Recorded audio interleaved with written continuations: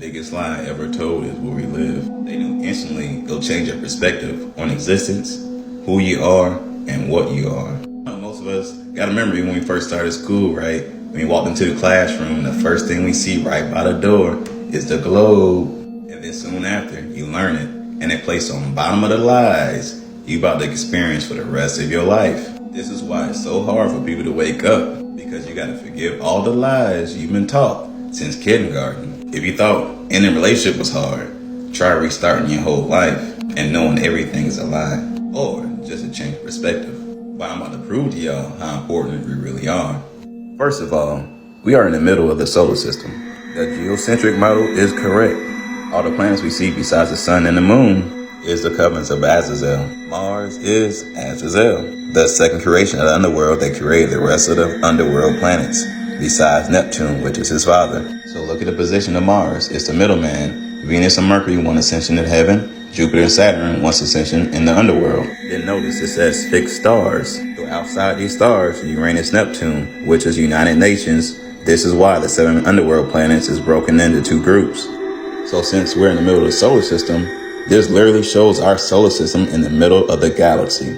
They're trying to trick us by saying the sun's orbit, when really it's the main spiral of the galaxy orbiting around our solar system, which has its own spiral between all of known existence.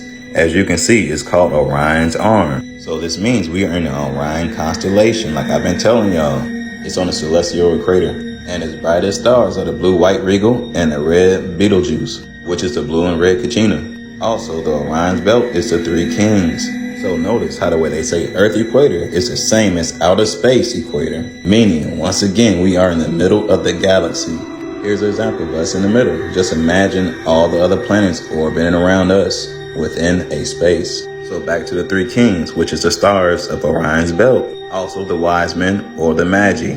They follow the star of Bethlehem, which is Venus, who is Lilith, who gave birth to Mercury, which is Jesus. They say born king to the Jews because they're talking about the race created from the Jewels, which is God's image. Notice how the way they said they seen his star rose because their other vessels are the stars of Orion's belt.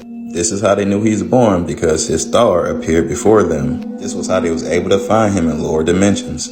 Also note that the child's mother is Mary, which is Mary Magdalene. Remember that song, Mary Had a Little Lamb? She is also Lilith, the god of Venus. Here's what the 3 gifts was and what they symbolized. And this is the reason why they gave them gifts.